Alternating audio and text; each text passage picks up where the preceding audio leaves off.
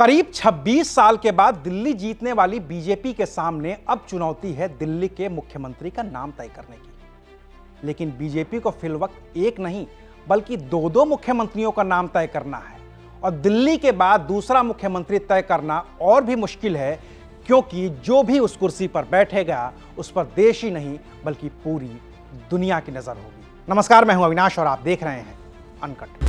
दिल्ली में जीत के बाद इतना तो तय है कि बीजेपी के आला कमान को दिल्ली का नया मुख्यमंत्री तय करना है। अब दिल्ली के मुख्यमंत्री की रेस में नाम तो प्रवेश वर्मा से लेकर कपिल मिश्रा और सतीश उपाध्याय से लेकर मोहन सिंह बिष्ट, विजेंद्र गुप्ता, आशीष सूद और पवन शर्मा तक का है। हालांकि दिल्ली का मुख्यमंत्री इन नामों के अलावा भी कोई हो सकता है, क्योंकि जब से बीजेपी के आला कमान का मतलब प्रधानमंत्री मोदी और गृह मंत्री अमित शाह हुआ है, तब से बीजेपी मुख्यमंत्री के नाम पर हमेशा ही चौंकाती आई है। वो बात चाहे महाराष्ट्र की हो या फिर हरियाणा की, वो बात चाहे राजस्थान की हो या फिर मध्य प्रदेश और छत्तीसगढ़ से लेकर ओडिशा तक की, बीजेपी में मुख्यमंत्री का नाम हमेशा चौंकाने वाला रहा है और वही नाम रहा है जो मीडिया की सुर्खियों से दूर रहा है। लिहाजा दिल्ली के मुख्यमंत्री का नाम तो जो होगा वो 14 फरवरी के बाद ही सामने आएगा, क्योंकि फिलवक्त प्रधानमंत्री मोदी फ्रांस और अमेरिका के दौरे पर हैं और 14 फरवरी को उनकी वतन वापसी है।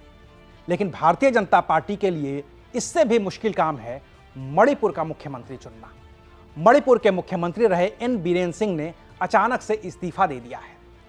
3 मई 2023 से ही मणिपुर में शुरू हुई मैतेई और कुकी के बीच हिंसा की आग को मुख्यमंत्री एन बीरेन सिंह कभी संभाल नहीं पाए और हिंसा के बाद से ही पूरा विपक्ष एक सुर में मुख्यमंत्री का इस्तीफा मांग रहा था। लेकिन बीजेपी का आला कमान इस्तीफा न देने पर अड़ा रहा। नतीजा यह हुआ कि एन बीरेन सिंह कुर्सी पर जमे रहे। मणिपुर में हिंसा होती रही, हालात बद से बदतर होते गए, लेकिन मुख्यमंत्री नहीं बदला।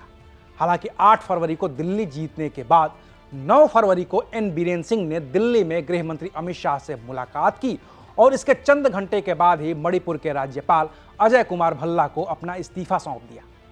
वो इस्तीफा स्वीकृत भी हो गया। लिहाजा अब बीजेपी के आला कमान को नया मुख्यमंत्री भी चुनना है और मणिपुर का मुख्यमंत्री चुनना इसलिए भी अभी मुश्किल है, क्योंकि अगर मुख्यमंत्री मैतेई समुदाय का हुआ तो कुकी नाराज, अगर कुकी समुदाय का हुआ तो मैतेई नाराज, और अगर कोई तीसरा हुआ तो फिर ये दोनों समुदाय नाराज।